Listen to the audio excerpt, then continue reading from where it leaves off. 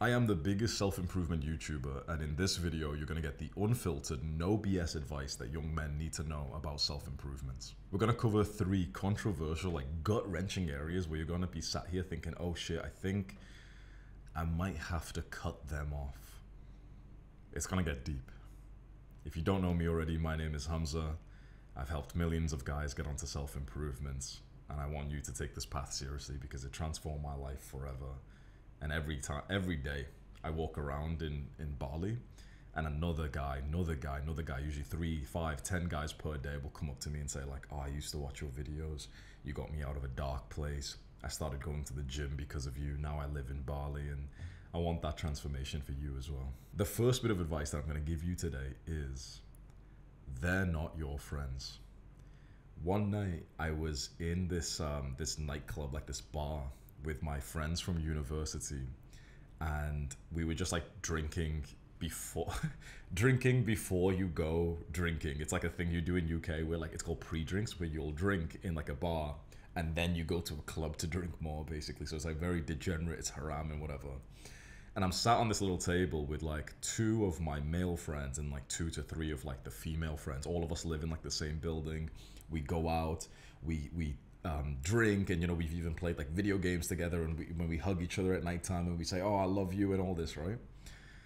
And I get like a barrage of notifications on my phone on WhatsApp. It's my dad being kind of abusive. Like he's saying horrible shit to me. You know, he's like threatening me, and he's saying this and this, and you know, it's like a stressful thing for me. Like it's 10 p.m. we're all dressed nice, and I'm like all deregulated seeing this message from my dad, like, oh, you're this, and I'm gonna do this, and it's stressing me out. So I do something which I very rarely did back then, which was that I opened up, because I kept on hearing that, right? Like, you know, oh, men should open up, right?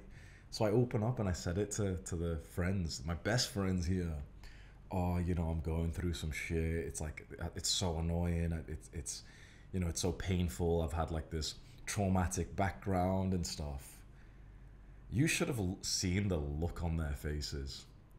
The look on their faces said something like, Hamza, we don't really give a shit. You're making us feel uncomfortable. We're here to party.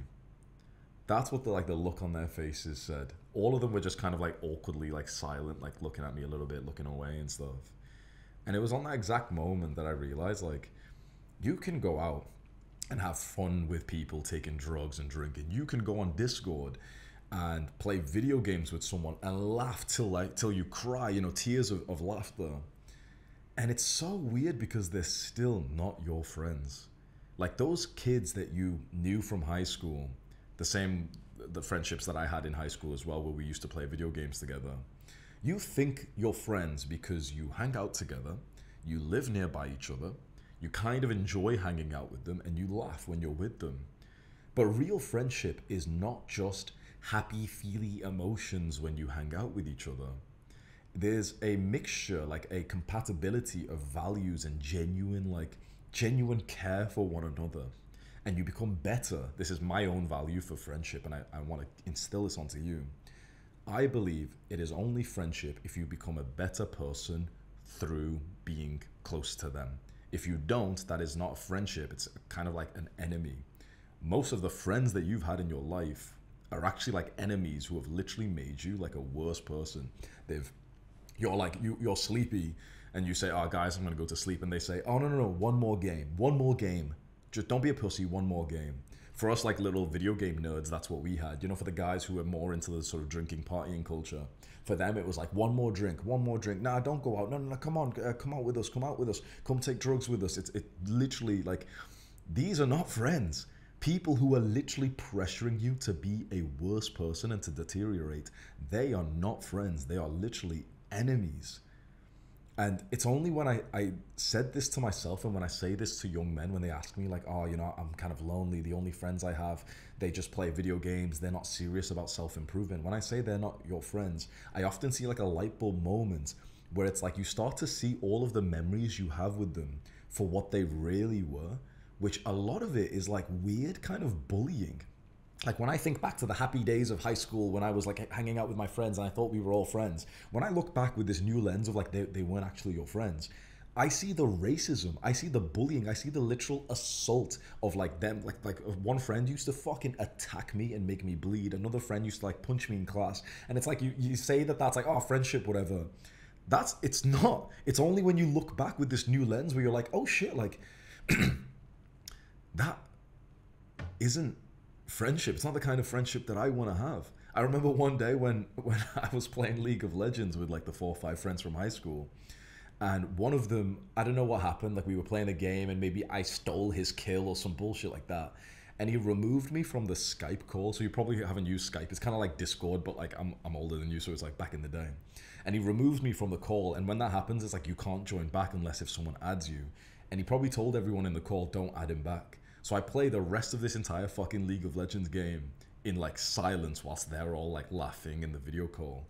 And it's like I still the next day considered them to be my friends. When that's like exclusion. That's like literally a form of bullying. And they did this to each other, to me, to everyone. It's like when you make friends through proximity, which is basically you're friends with the people in your school, which is how most people have made their friends. They're often not very good people. They're often not very kind to you. I'm going to ask you this question, and I want you to really think about it deeply. Is it likely that your best friend just happens to go to the same school as you? Is that really likely? Or is it just that like the only friends most of us have ever made is just in school, just because that's like the way that we were taught to make friends? Should we make friends from people we just happen to go to school with, even though their values are so different to ours? Even though, for example, none of them even go to the gym, none of them care about like reducing their screen time, being more productive, starting a business, none of them are on self-improvement. Or should we meet guys who are actually on self-improvement, who are living this life, who are getting better and better, going to the gym, being productive, being respectful, kind? Should we not be making friends based on our values? Of course we should. So there becomes this protocol, kind of like this strategy, because look, you want to meet a guy who's as committed on self-improvement as you are. I know you do. You want to meet a guy who's, for example, jacked in the gym. He hits PRs and he can hype you up in the gym, and he also starting businesses, and he also watches like educational podcasts, and he eats clean and all those things, right? You want to meet a guy who's as serious as you are. This is the hard part though. Guess what? He doesn't want to be friends with you. You know why? This is brutal, and girls and feminine guys never want to hear this. You're not good enough.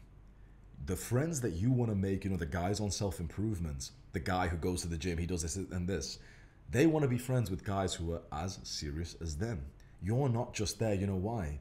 Because of the fact that you are currently straddling, like you're currently holding on to the old friends. You still have contact with them. You still have like their banter. Like, you know, when you hang out with someone and you start picking up like your inside jokes, your banter, the way that you make jokes and everything, you're still influenced by those people who the real friend that you could have, the self-improvement friend, he will find it weird. You're in the middle right now trying to be friends with the self-improvement guy, like the guy who's serious, the jacked Chad, and the social guy, the businessman, the entrepreneur, and he doesn't want to be friends with you because the way you talk, the way you walk, the way you do everything is influenced by these guys that he thinks is a fucking loser. So you're like halfway of being a loser. So you're in this weird split where like you don't like these losers.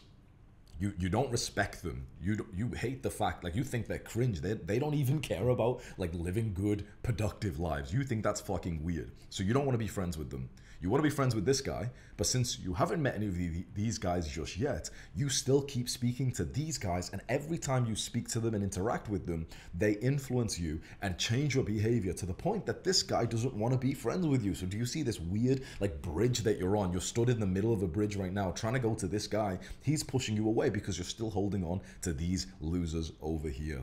There becomes a brutal chapter of your life that you're about to go into, which is that you just need to go through this season where basically you'll have no friends. You cut off the old fucking losers, and through a period of your life, you just have almost no one because you're not eligible for these guys, you're sick of these guys, and you're in this like purgatory in the middle. It happened to me. It's happened to basically every single guy who's like serious on self-improvement. There was a period of time where we had like no friends, where we had to kind of readjust, learn our own values, reset like our humor, our banter, all those things with like solitude to learn what we actually like rather than what the hive mind of our old high school friendship group likes. That's when, after a few months of this, even a few years of this, you become eligible for those, like, you know, the Chads that you want to become friends with, the Adonises that you want to become friends with. This purgatory in the middle is fucking brutal. And I don't blame you if you're a fucking bitch and you just slip back and you just stay friends with these fucking losers over here. I don't blame you, because I had the temptations of that myself. When I graduated from university, and it was COVID, it was the lockdown, and when I moved back home in 2020 to my parents' home, I had literally zero friends. I had, you know, my old friends from university, and I wasn't friends with them anymore. My old friends from high school, I wasn't friends with them. I even tried to. This is what's embarrassing. When I came back home, I messaged a few of these people, and it was just like nothing was happening. I don't think they wanted to see me either. So it was like basically for months, I swear to God, for literally months, I had zero friends. I used to record what I used to call personal development vlogs. I was posting to YouTube as well, but these little videos I wouldn't post anywhere. They was just on my phone. And I kind of check in with myself like every week, every 2 weeks, you know, how life is going. And it makes me so sad, because everyone, you know, when I sometimes rewatch them, every single one, it starts with me saying like, hey, you know, personal development vlog, week 3, self-improvement's going really good, I feel awesome, but the thing that's lacking is my social life. I've got no fucking friends, and I feel really lonely. I miss my friends from high school. I miss my friends from university. I don't really miss them, but I miss connection. And I felt like such a weird little autist. Like, I'd walk around my area, I'd see people who were in their groups of friends, and it would almost stun me to think like, shit, like people like go to the park with their friends. Like, how can you have like, there was like a group of like 10 people. How can you have like that many friends? That was crazy. One day I was walking through this park, and there was 2 guys playing with this like frisbee thing, like this cat, you know, they're playing catch or something. And when it kind of landed towards me, like in a movie, basically, like a movie, I picked it up, threw it back, and we played for a little bit, and, you know, it was like fun and whatever. I got their number, one of the guys' phone number. I went home. I was like, oh, I've made some friends. They were kind of cool. They're not really on self-improvement, but it's fine. You know, there's still like, it's still some social connection. And when I text one of them to like hang out again, he just didn't reply, which is fine. You know, I understand it happens, whatever. But like, I walked past them again afterwards, and it was so awkward.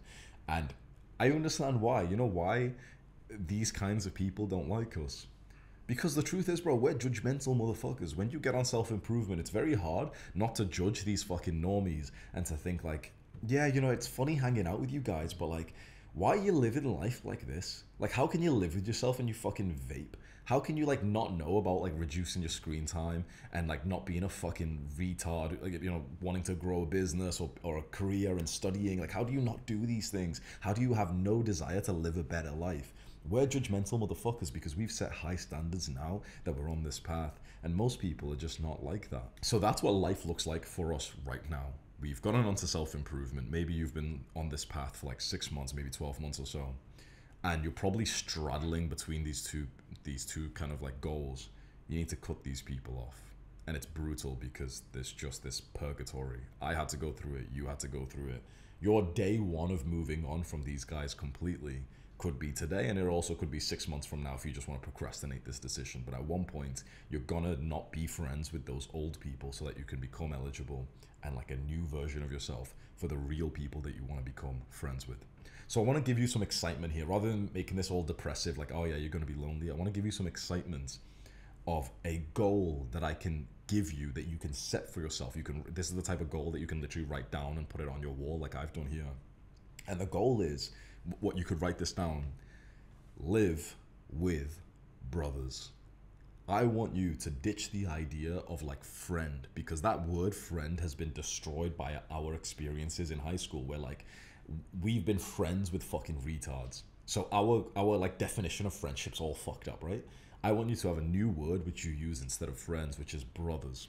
And I want you to define brothers as a guy who's serious on self-improvement, who shares a lot of the similar values as you do, and he's genuinely like a nice, kind, caring person. He's a respectful person. He has great character. That's what we'll define as a brother. Then the other part of this goal wasn't just, you know, meet some brothers, accumulate brothers or anything, but it was to live with them. So you could be young right now, maybe you're 16 years old, so living with someone seems odd. But at some point in your life, within the next like 2 years, for basically everyone watching this, unless you're like 12 or whatever, but if you're like 18 years old, it's not crazy to think you could live with roommates. in the next year or 2 years, it's literally cheaper to do this as well, right? Imagine living in the same house or the same villa or the same apartment with other guys who are as serious on self-improvement as you are. Imagine like you're sleeping and randomly one of them walks into your room and he's like, wake up bro, it's 5 a.m, let's go do push-ups, let's go do this, let's meditate, come on, we're gonna make this business. And imagine just how fucking like lively your life is gonna feel compared to eventually when you like move out of your parents' home. Most guys just live by themselves and they just live this like weird quiet little life up until they get a girlfriend, and then they just become this weird like feminine little soy boy spending time with her and giggling and stuff. Whereas like when you live with the boys, when you spend time with them, your energy becomes so much more masculine. You become so much more ambitious the more you hang out with these kinds of guys. Not just like the fucking losers, because if you hang out with them, you don't become more ambitious. You actually lack ambition. You're fine with like sitting around, smoking weed, maybe drinking alcohol or playing video games. But when you meet like brothers, when you meet guys who are serious on self-improvement and business or maybe fitness, you will become more hardworking. It'll be one of the best things you do for your growth. And it's literally cheaper as well. It's like, you know, it's cheaper to live with roommates, right? So how fucking awesome is that? And this is like the goal I want you to think about. Write this down somewhere. Write it down, stick it up on your wall for a date that you can think of. So it might be this year, it might be 2026, and that's like a goal for 2026. Live with brothers, and start to like figure it out. Where would you do that? Maybe you'd travel a little bit first with like 2 of your friends that you could meet in the next few months, and you travel around the world together. Maybe you relocate, like I live in Bali now. Maybe you relocate somewhere here and you like, you know, you figure it out how it works to live here, and you move here with like 2 guys and you rent like a villa together. It's pretty affordable and you're living in this like hotspot of self-improvement and spirituality. Can you just imagine how good this would be for your growth, for your self-improvement, for your goals? Look, you're already making good progress. If you're watching this and we're already like 10 minutes in or something, you're the type of guy who's already got like top 1% attention span of the world, and you're also watching something which is educational. Not many people are this serious about their growth. That's already awesome. You're already making great progress. But meeting someone who's the same, who's as serious as you are, that's like gasoline on the fire that's inside of your heart, of your desire of growth. For me, the first time I felt this was 7 months after I moved back home, when I hired my first proper employee. His name was Sam, and he was my video editor. He lived in like a different city, and we never really saw each other in person, but we would go on Discord calls basically every day for hours. Not like there's Discord calls that you might go on, which is with like fucking retards and you're talking about video games or something, but we'd talk about work and self-improvement and like just, you know, we'd be basically like coaching each other through life's problems and whatever.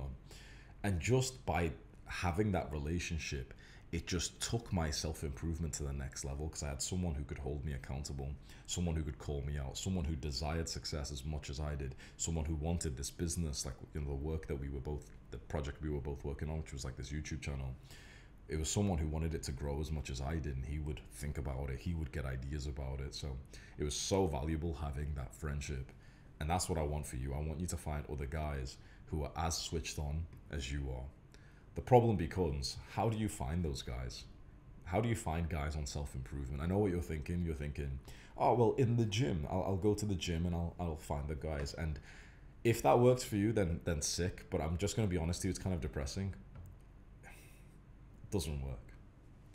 You know, the conventional advice, this is how I know any like self-improvement YouTuber is full of shit or not, and he's actually like living this life or not.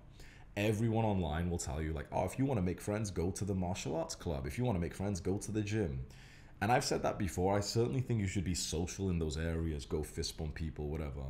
But I'm telling you right now, you go to the gym in your hometown and there's a guy there your age. First of all, you're probably not even going to speak to him just because it feels a bit awkward. He's not going to like maybe be that warm to you. Let's say he is. Let's say you speak to him. He goes to the gym. Nice. He's still not on self-improvement. He vapes still. He still scrolls and jacks off. He still drinks. He doesn't ever think about seed oils. And you're gonna try and like save him. You know, like Captain Save-A-Ho. Like when you meet a girl and it's the only girl who's ever showed you attention, so you try and save her and get on on self-improvement. This is what like guys on self-improvement do. When you meet a guy who goes to the gym and you're having the conversation with him, telling him to lock in and be more serious and maybe start a business and do this and do this, he's gonna listen to you and he's not gonna fucking like do anything.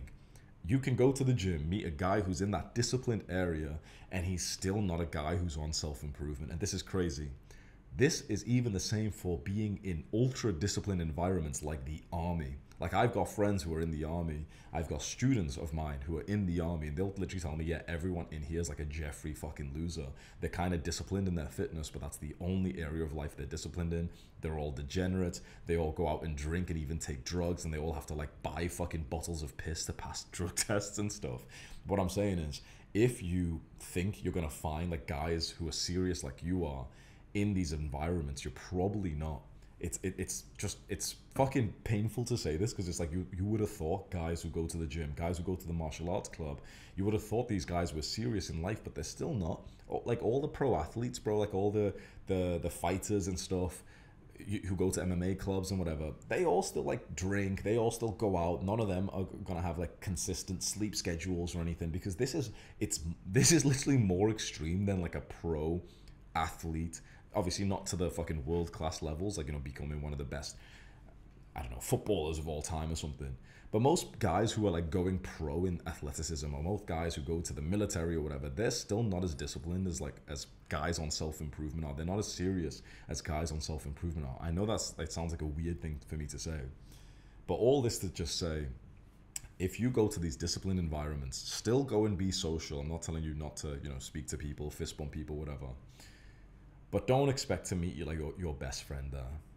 You might meet a guy who can become your best friend, but it's only because you're setting low standards. Like, I've met some pretty nice people in the gym, and I'm telling you right now, it's like I only became close friends with them for most of the guys I've met just because I lowered my standards to think, oh yeah, well, this guy goes to the gym, he's pretty jacked. And I just ignored the fact that he wasn't ambitious in his work. I ignored the fact that he doesn't actually like sleep on time, and he doesn't even fucking have like the night shift filter on his phone turned on, like that, you know, that level where it's like, bro, that shit we learned like years ago, you know, like to put the fucking orange light on your phone at nighttime, avoid blue lights at nighttime. That's the shit we've been doing for fucking years. You meet a guy in the gym and it's like his phone's fucking big blue light at fucking 9 p.m. and he's not sleeping well or whatever.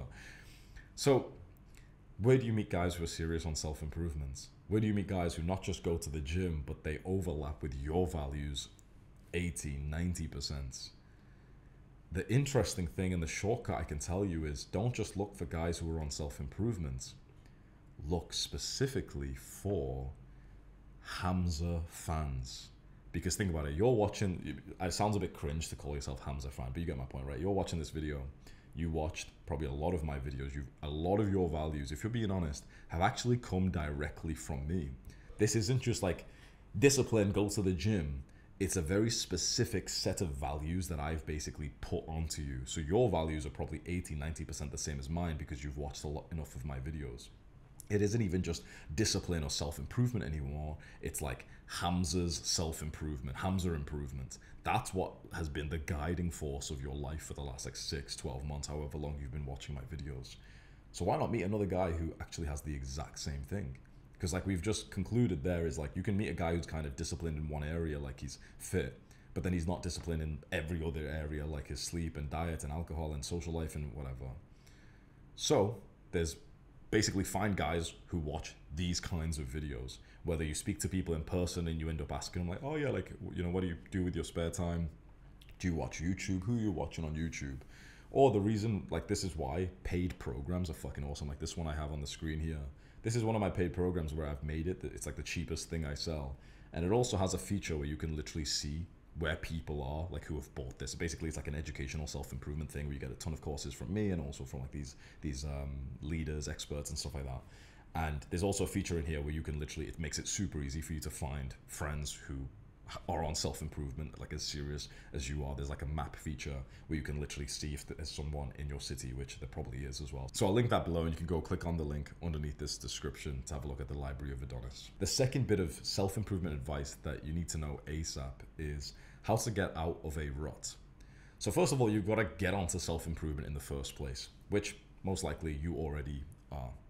The problem is when you discover self-improvement, the idea of meditating and the idea of sleeping right and eating clean and not jacking off and going to the gym, even though you really, really want to do it, for some reason, you just stop doing it. 10, 15 days per month. You desire this a lot. Like, you desire the aesthetic body, becoming more productive, becoming more social, being able to speak to more girls, not being a fucking loser who like jacks his little fucking peepee at home. You really want this bad. And for a few days of the week, like a few days in a row, you're serious on this. You're like the biggest guy, you know, you're thinking about self-improvement all the time. This is amazing. I completely agree with all these points. And then randomly in one day, you just kind of like slip up and you end up just kind of saying, yeah, I'll, like a goblin mode, you'll say like, yeah, I'll jack off, but I won't just fap once. I'll do it like 3 times. So it's really, really worth it. You know exactly what I'm talking about, don't you? How do you stop that? Because imagine if you could reduce the number of bad days. Because right now your self-improvement journey looks like this, where it goes up and then it goes down, it goes up, it goes down. When we zoom out 6 to 12 months, what we'd expect is that it's went up pretty considerably. And all those little peaks and troughs kind of get flattened out and we just see like a good growth. You're very different to how you were like 12 months ago. Awesome. But if we could remove just some of these bad days, your growth would look more like this, where it was way sharper, you went way higher than what we're expecting from you. How do we get rid of, let's say, 50% of the bad days, the ruts that you're getting in? There's 2 major things you can do.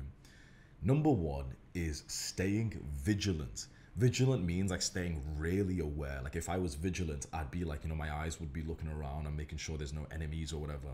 You need to get vigilant and get ready for the day that feels like it's going to be one of those days when you enter a rut. And you know how you can tell? The cravings. Some days the craving will be so hard of you know, the urge to jack off or the urge to eat the bad food or to stay up late or to play video games, whatever your vice is. You'll literally feel like physical and psychological sensations. Maybe psychologically you'll be thinking, oh, should I jack off? It'd be so good. I know I shouldn't. Should I you know, go and play video games or eat food or whatever? No. You know, you'll have this mental psychological battle. And physically you'll feel this level of tension, this agitation inside of you, and this urge arises. You've got to stay vigilant for those moments, because that means you're in like this sort of red mode. You're in this like danger day. Some days you don't actually get that. You know what I mean? Like some days, like let's say if let's say on NoFap, some days you get to the, like there's a day of NoFap, like let's say day 2, where it doesn't feel difficult at all. It doesn't feel difficult, like literally at all. It feels completely easy, and that's why you just pass the day so well. Other days, almost from the start of the day, it's such a difficult day filled with urges, and it's usually that day where you relapse, right? You understand this, right? Like if we don't get many urges, and if we have one of those easy days where like the thought to relapse on NoFap or the thought to like eat more food or whatever, it barely even comes into our mind. On those days, we don't relapse. On those days, we don't get into a rut. On those days, we go to the gym, we eat clean, we feel awesome. It's the days where it feels particularly like agitating. That's when we actually end up like, you know, like relapsing or binge eating or taking the day off the gym or just wasting our time. So we need to become mentally like vigilant, to look out like with sirens, basically, to look out for the day which feels like, oh, today's going to be a hard day. The easy days you don't even have to think about. You just go and live life, whatever. There's some days where, for example, you're smiling on the way to the gym, and other days where you're thinking, might take a rest day, even though it wasn't a planned rest day. There's some days where you have your healthy meal in front of you and you're eating it and you're smiling, it tastes awesome, you're happy. And other days where you just couldn't imagine that healthy meal and you're really mentally visualizing, like, I don't know, the pizza or the junk food or whatever that you want. When you get the idea, like the awareness that today is like a danger day, I want you to mentally have these like sirens, like this red light saying, okay, today's danger, danger, danger, today I could relapse. Why that's important is if you actually mark it to yourself, it will, it's so weird. It's like it opens like this new area of your brain, which lets you step out of being obsessed, like, you know, like focused on the urge, but rather it lets you look at the whole thing, kind of like the governor of your brain, to think, oh, okay, we need to change something right now. When you just stay inside of the feeling of the urge and you're mentally battling, like, should I eat the food or not? Should I jack off? Maybe I should just fap like 3 times to make it worthwhile. It becomes basically, bro, after like an hour of that, you're gonna go do the bad habit. It's just so hard when you're thinking like that. When you kind of mentally visualize like sirens in your brain and you think, okay, today's a danger day, it will kind of take distance away from that mental battle to kind of like, I don't know, it's hard to explain, but I just want you to visualize like, you know, the day that you get like urges or something. you kind of acknowledging it to yourself that today's dangerous, I might relapse. That's when it kind of steps back, you get a bit more power. And here's the big advice for this. When you acknowledge that it is a danger day, that today you could relapse, have a plan, or maybe just think about what you should do there and then to get rid of it, and take some real action instead of being sat there and mentally battling whether you should relapse, which of course, think about it. Has that ever been productive for you? Really think, okay, when we get urges, we consider, oh, should I fap or not? Has that decision-making process ever served you? Would it be ever good for you to be like, to say, should I fap or not? Yeah, sure. Should I binge eat or not? Yeah, sure. Like, asking that question never actually goes well for us, right? Very rarely when we get those urges do we kind of fight them and say, no, I'm not going to do it. Most of the time we fall to the urges because we literally allow ourselves to sit there and to contemplate doing the bad thing. So this is the big thing. When you acknowledge that it is a danger day, that you could potentially have, like, fall into this rut, have absolutely no allowance for the mental decision of whether or not you should do the bad habit. Think about it. Most of the time you do the bad habit, you literally have this mental battle where you allow yourself, like, you conclude from this mental battle, okay, I'm gonna go jack off. Okay, I'm gonna eat the food. So this is like, I know it sounds brain dead, but it's like, don't fucking allow yourself. Don't accept the urge. And I'm saying, what's interesting is, if you fight it, the urge wins. If you accept the urge, it wins. Do you know what the only third strategy is to actually get rid of the urge? If you fight it, your willpower gets strained, you're tired. You know the day where you're like, nah, I really hope I don't fap. I really hope I don't fap. And out of nowhere, you bust a fucking creamy, big fucking load because it's like your willpower just gets drained after a few hours of this mental battle. Trying to fight it, trying to listen to it never works. You basically need to distract yourself and also put yourself in the kind of environment where you couldn't do the bad habit. What does that look like? Step by step, this is what you do to get out of a rut. When you wake up and you realize it's a danger day and you're like, oh shit, I've got mad cravings today. I really want to do the bad habit. I want to relapse. Put yourself in a completely different environment where there would be no chance for you to do that bad habit. So wherever you currently are when you realize it's like a danger day or a danger moment, most likely that's actually where you would be most likely. That's most likely where you would actually do the bad habit. Like, let's say, for example, you wake up in the morning, you've got morning wood, your dick's hard, and you're getting the urge to fap. Where would you fap usually? Right there. You're literally in the environment where you usually relapse. So the moment you sort of mentally visualize those sirens to say, like, danger, danger, danger, where we might go and do the bad habit, you should literally move yourself physically to an environment in which the craving, the urge, would be reduced. So instead of being instead of lying in your bed with your dick hard, which is literally 10 out of 10, like the environment where you jack off, quickly get changed, get ready, go downstairs. Go sit in the kitchen with your mother. Go to school a little bit earlier. Let's say it's like 5 p.m. You're back home and you're getting these mad cravings to eat junk food. Really mad, but you really want to lose weight and get a six-pack. Instead of just being sat there in front of YouTube where you usually would be eating the junk food. Do you see how retarded that is? Like, most of us keep ourselves in the fucking environment where we do the bad habit and we're mentally asking ourselves, should I do the bad habit? When we literally are there in the environment where we would usually do it. Instead, imagine you go to the gym and you're thinking, oh, but I've already went to the gym. It's like, motherfucker, just go again. Going again and just doing something light. Maybe go do 30 minutes in the Stairmaster, for example. That's definitely a lot better for you than just being sat there in your dark room thinking, should I eat the pizza that's downstairs or not? Like, just think about it, right? Doesn't this sound like common sense? So think about this. The next time you feel those urges, mentally visualize yourself like having these sirens, like this warning bell in your mind, and literally just use your brain to think, okay, whatever urge you have, exactly where your butt is right now is probably where you do that urge. That's why you've got the urge. So you jack off in the exact seat that you're thinking about jacking off in. You eat the junk food in exactly where the urge arose. So change your environment very aggressively and don't fucking bullshit. Don't say like, oh, like I'd go to the gym, but it's kind of late. Bro, go into the gym when it's kind of late, or go into the gym when you've already went to the gym that day is a lot better for you than just being sat around and basically end up binge eating, right? The same with, like, let's say studying. Let's say you're getting the urge to play video games and waste the entire day because you're sat in front of your fucking computer or your Xbox or something. But if you very quickly, aggressively stood up, packed your bag and just went to the school library instead, you're not going to play fucking video games there. Changing your environment very quickly is like such a fast, like powerful way for you to save yourself on the day where you realize like, oh man, this is one of those hard days. Like it's not one of those easy days where, you know, I don't even think about no fap or whatever. It's one of those hard days. As soon as you realize that, you've got mad cravings. Notice exactly where you are sat, because I guarantee that's exactly where you would usually do that bad habit, and you're just playing it on hard mode. How long can you sit on your fucking like gooning bed without thinking about jacking off? It's very fucking hard, right? Of course. So go move somewhere else. That's the first way that you can get out of a rut, or basically stop the rut from happening in the first place.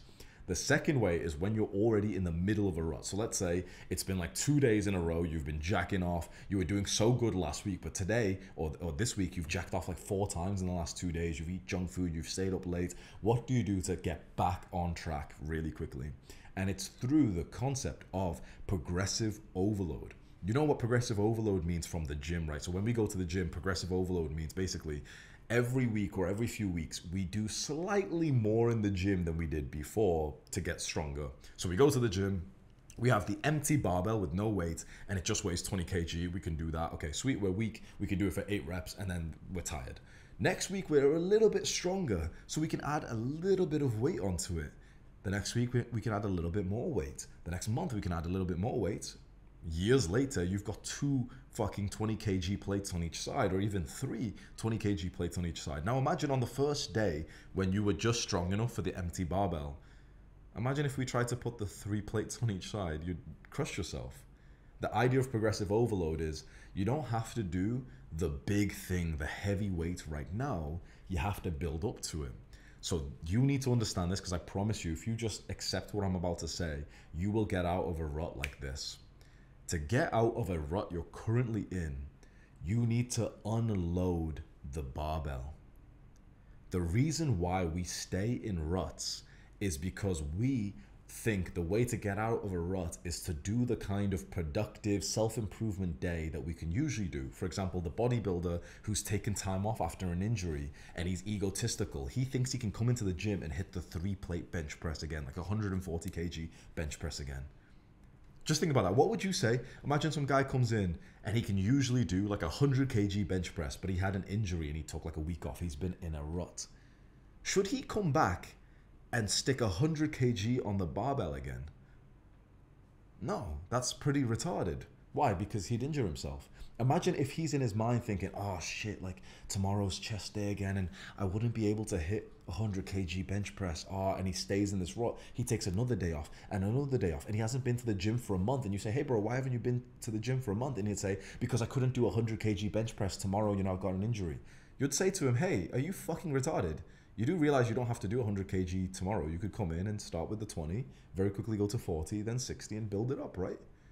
That's what I want to say to you. When you get into a rut, I guarantee you do this because you're a fucking retard, like all of us. You get into a rut, and what you do is you don't just try and attempt the big day that you usually go for. You say to yourself, oh man, you know, I fucked up today. Tomorrow I'm gonna like, you know, do my usual day. You make it worse. You say tomorrow I'm gonna do even more than usual. That's like getting an injury in the gym and saying, oh man, you know, I got an injury with 100 kg. Yeah, tomorrow I'm gonna do 120.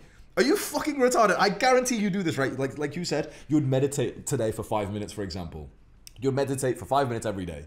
You didn't meditate today, so then you're like, yeah, I'll do 10 minutes tomorrow. Are you fucking retarded? Imagine getting an injury in the gym and then saying, oh yeah, I'll do even more tomorrow. Are you like actually fucking brain dead? Bro, all of us are, because the amount of times I did this in my journal, I remember this one journal I had where there was like 4 pages in a row. Oh man, fucked up. Tomorrow I'm going to do 3 hours of meditation. What the fuck, bro? Honestly, I used to do this with my calorie deficit. You know, I'd go to the gym to lose weight.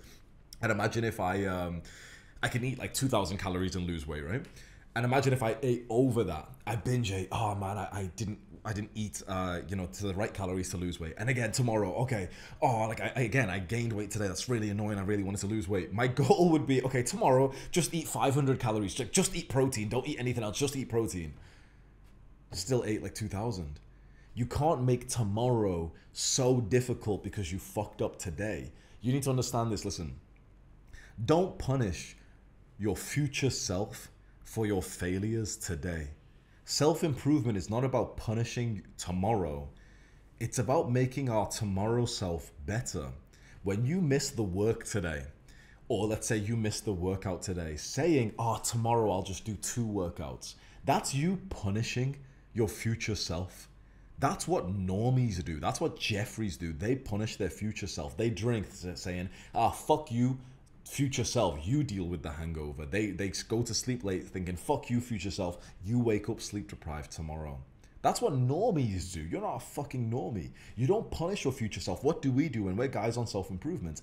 We do the hard thing today so that our future self has a better life tomorrow. So you need to understand this because it's a bit of a new sort of thought-provoking idea for you. Don't do any of this retarded shit where if you miss work today, you just say, oh, I'm going to do more tomorrow. You're punishing your tomorrow self for what you lacked today. If you missed, let's say you want to meditate 5 minutes every day. If you miss the 5 minutes of meditation and you're in like a bit of a rut and you haven't meditated for a week, saying, oh, well, I'll do half an hour tomorrow. Do you see how retarded that is? That's like getting an injury and saying, oh, I'll do more weight tomorrow. It's so stupid. Instead, if we get an injury and we're in a bit of a rut, should we do more weight tomorrow? No. Should we do the same weight tomorrow? No. If you got an injury and you took time off from the gym, you'd do less weight tomorrow, right? Or maybe you'd even take a day off, but let's say the next day you're going to go to the gym, you do less weight. So let's say if you've been trying to do 5 minutes of meditation every day, but you've missed it for a week, you saying you'll do more, like 30 minutes tomorrow, is retarded because you didn't even do 5. You saying you'll do 5 tomorrow is still kind of retarded because you're not even fucking managing 5. What should you say? Tomorrow, I'll do 30 seconds of meditation. Then here comes the second point, because you follow along with all the logical points I've made so far. But then your final point will be, okay, but I understand what you're saying, Hamza. I kind of grasp the idea. But if I do like 30 seconds of meditation, it's not going to do anything. You're not going to, you're not going to get better from that. It's kind of like saying, I'll do 20 push-ups tomorrow. You're not really going to make any gains from that, right?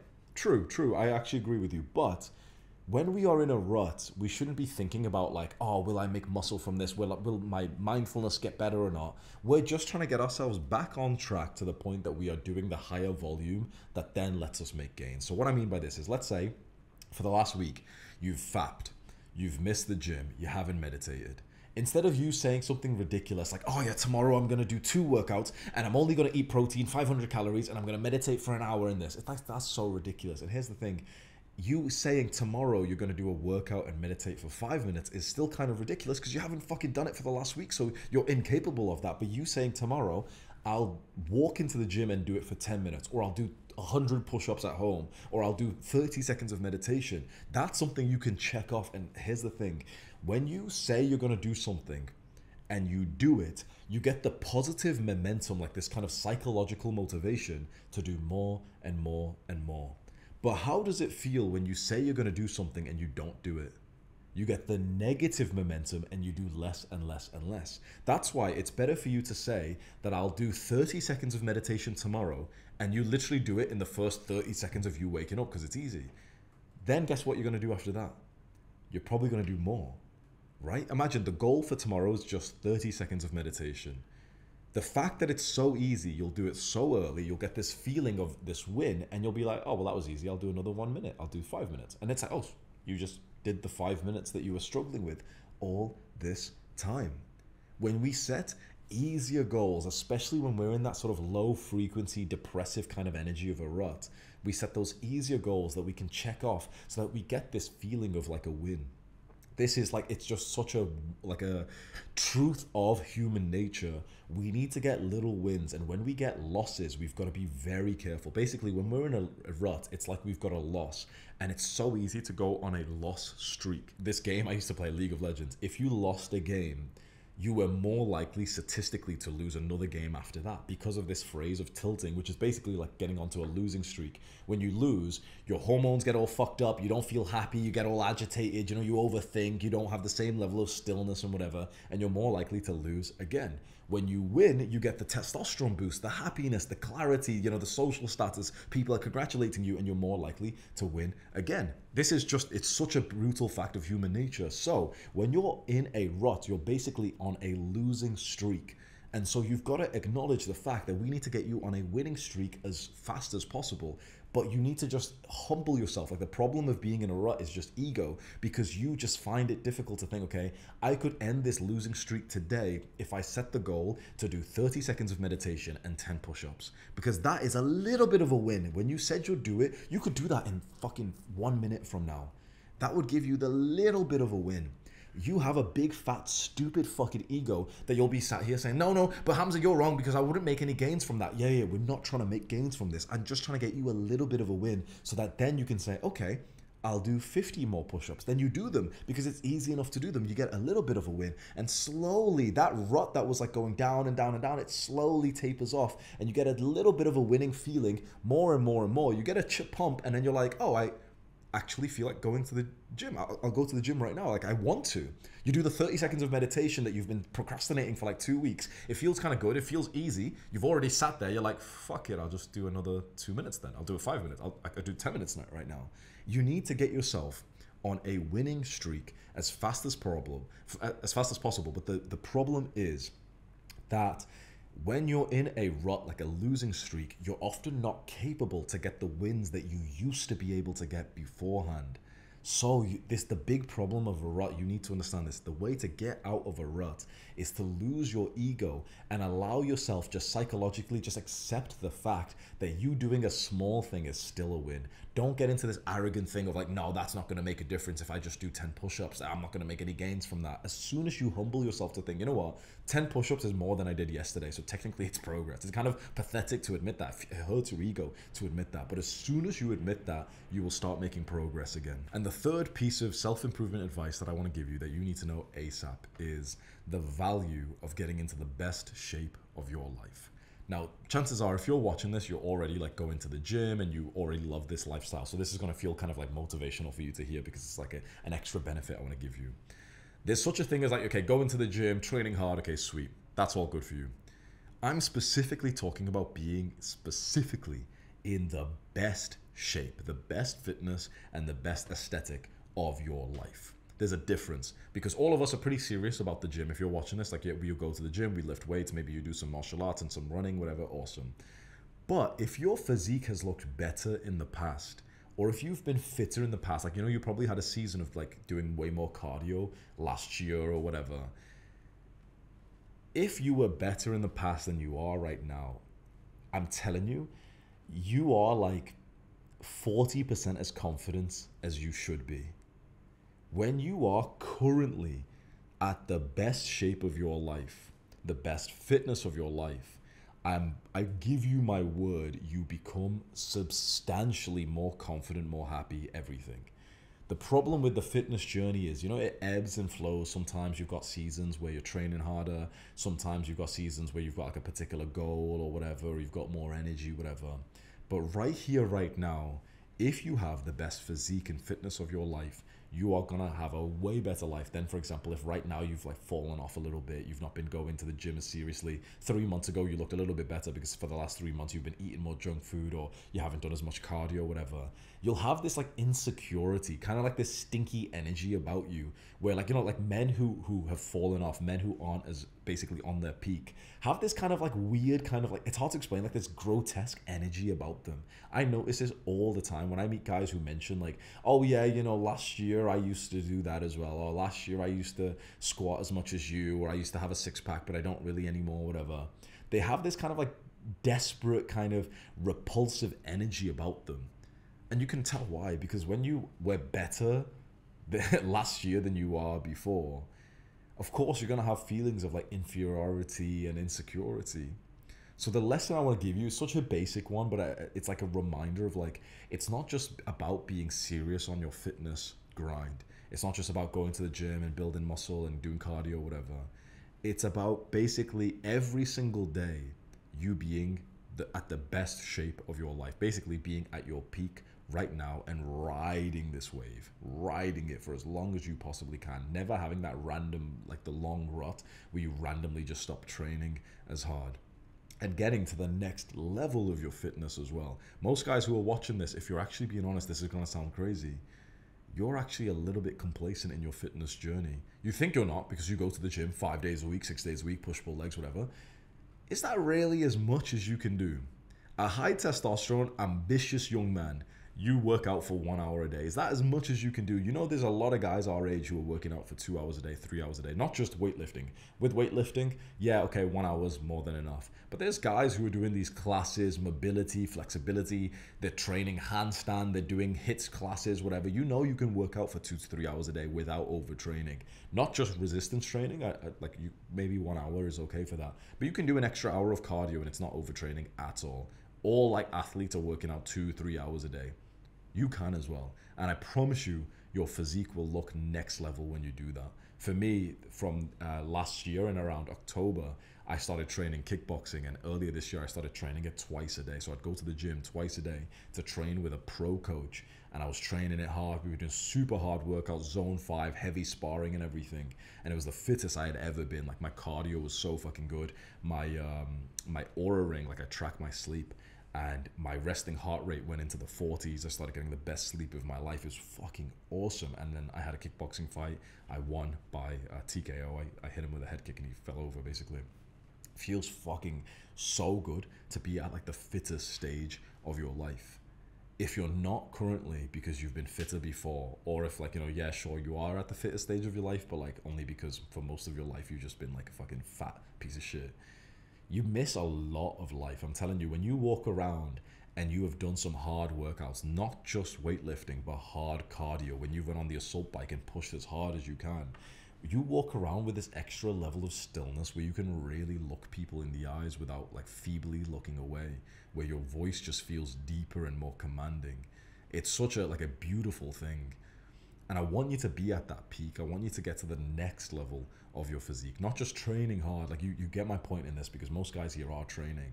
I'm training hard, you're training hard, but to really get to the next level. And so the story that can encapsulate this is me and my cameraman who's behind the camera right now. We've been training in the gym together recently, and both of us actually have the same goal. Both of us are quite big, quite muscular guys, but we have basically the same goal, which is we both think we're a little too fat. We're not fat by like normie standards. If you saw me in the gym, for example, or you saw both of us, you would think, oh shit, they've both got really good physiques, aesthetic. We've been into fitness for like 10 years each or something.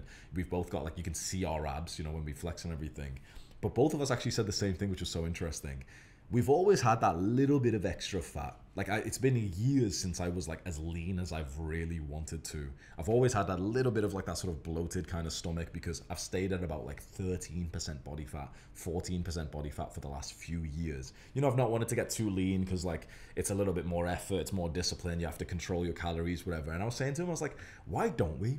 Why don't we actually get down to like fucking 10% body fat, like when you're fucking lean as fuck, you're in the absolute best shape of your life? Why not? Why are we sitting at like 12 to 13% body fat for the last few years? Why not get to that extra edge where you're just that like pristine fucking level that you haven't been at for like fucking years straight? Like years ago, back in like 2020, 2021, I used to train like outdoors, like in the park, and I used to like go on the fucking gymnastic rings when all the gyms were closed, and I would do like an hour, 2 hours of cardio per day, and also the weight training, and I was fucking shredded. The definition of my shoulder looked fucking amazing and everything. I was so fit, and it was a perfect balance of cardio and with the resistance training.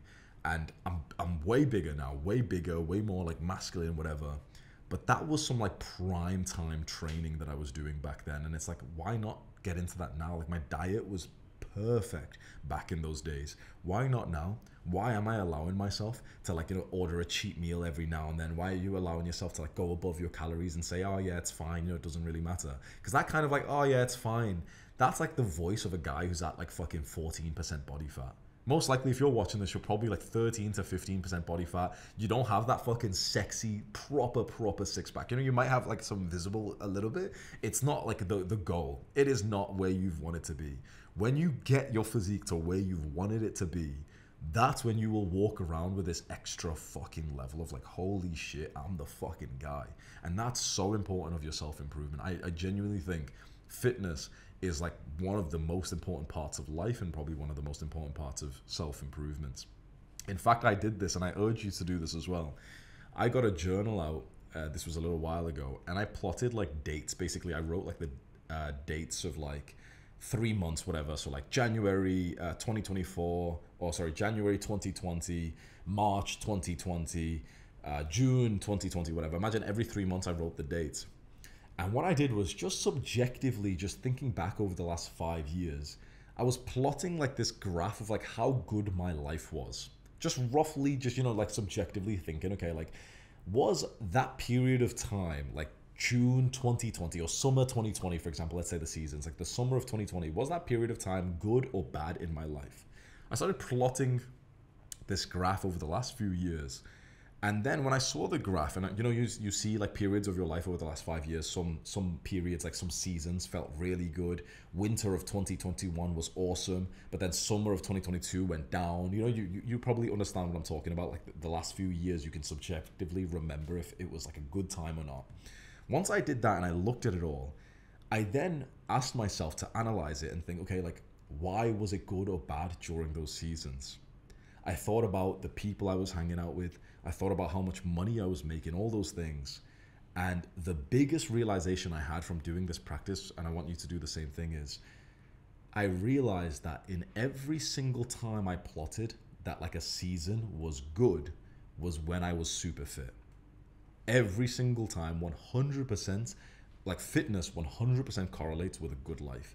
Money and business actually didn't. There was times when I didn't make much money, like for example in summer of 2020 I was very broke, but it was a very good season of life. There was times when I made a lot of money, but it was actually a bad season of life. There was times when I didn't have girls and it was a good season of life. There was a time when I did have girls and it was a good season. Like basically other things had like a mix of like, sometimes if I had a girlfriend, it was a good time or a bad time. Sometimes if I was closer to my family, it was a good time or a bad time. Sometimes if I was making good money, it was a good time or a bad time. With fitness, every single time I was fit, it was a good time. Every single time I wasn't fit, like, I remember seasons where I wasn't as fit, it became a bad time. 100% it correlated with my sort of subjective feeling of if that little period of a few months was like good or bad. I want you to do that practice right now. You could pause this video and really just think back over the last 5 years. Write down like the seasons, like the fall, spring, whatever, summer and stuff. And just remember subjectively, like, was that a good time in my life or not? And you'll probably find the same thing. Every single season that you said was a really good time is because you were training hard as fuck. You were probably training a little bit harder in those days than what your average is right now. So all that to say, like when I did this practice, I realized train fucking harder, not just the 1 hour, 5 times a week that we do for weightlifting. I'm telling you, that's awesome. Go to the gym 5 times a week. Okay, sick. 6 times a week, whatever. Lift some weights, awesome. But I'm telling you, for guys like us, I'm really promising you, I think the twice a day workout actually serves us quite well. Of course, I wouldn't recommend that you go and lift weights twice a day because that'll be super fatiguing. But I would say one weightlifting session and then one either cardio or one mobility or some kind of class, like you're learning something like martial arts, or you go do like a handstand practice, or something like that where it's just like an extra thing. I'm telling you, that will make the difference. So if you're going to the gym every day, that's awesome. Okay, good for you. That's already amazing. That's already like top 1% fucking human being nice. But I'm telling you, for guys like us, high testosterone, ambitious young men, go twice a day. Do one weightlifting exactly the same, and do the second one maybe martial arts, do cardio, whatever. Find time for it. I know you're going to complain and say like, oh, but I don't really have time. Bro, remember, if you just did this practice and you got the same outcome as me, which was, okay, fitness perfectly correlates with a good life, there's nothing else that's worth your time other than the second workout. And here's what's interesting about this.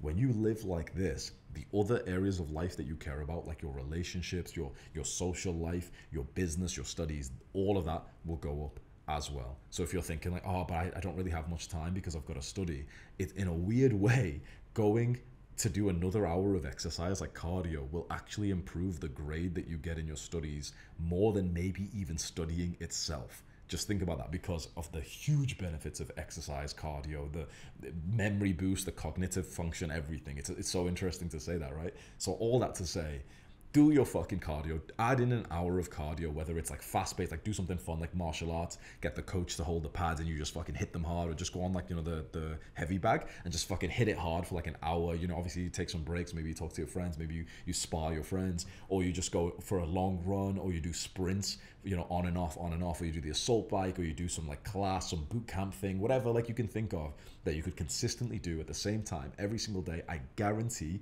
not only will that give you all those massive health benefits, but also it'll change your physique, right? If you do cardio, you'll get leaner. And I guarantee that version of you that trains twice a day, imagine that version of you that does train twice a day stood next to the version of you that only trains once. You could just visualize the difference. You know, everyone online, and maybe you, because you're a little bit of a bitch, you're thinking, yeah, this is pretty stupid advice. Hamza's telling me to overtrain. Just think about it. Visualize the version of you that listens to this advice. Does he really look overtrained? The guy who trains twice a day, you're visualizing him and he's lean and muscular and he's got this fucking fucking extra primal energy, doesn't he? Visualize the version of you that only works out once a day.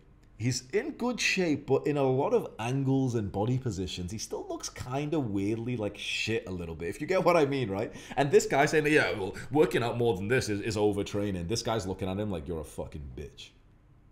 If you just visualize yourself in those both scenarios, hopefully you can see what I see. Like, anyone who tells you this is overtraining, they're just fucking pussies. Don't listen to these soft motherfuckers who say like you should only exercise for 1 hour a day. Yeah, again, I want to make this clear. Only do one weightlifting resistance training. Sure, you don't need to do much more than that. But you can work out for 2 hours a day, bro. Every fucking athlete works out for like 3-4 hours a day. It's not crazy to do that. Of course, build up into it. Don't just randomly start doing hours extra per day, you know, build it in for the next few weeks, whatever. But I guarantee if you do this and you take your fitness even more seriously than you are right now, I guarantee the more serious you take your fitness, the better your experience of life overall will be. So why not just add in that extra hour? It'll be fun for you. You'll make friends. You'll get new stories. I just did this with kickboxing and I won a fucking fight by knockout to a head kick. Like, what? Like, imagine if I was a bitch like you and I was sat around beforehand. Oh, but that's overtraining. Fuck you, pussy. Come on. Don't be a fucking pussy. Oh, I think that's over. But I don't have time. Just shut up. Honestly, bro. Come on. Grow a fucking pair of balls. That's all. Click and watch this video right now. Goodbye.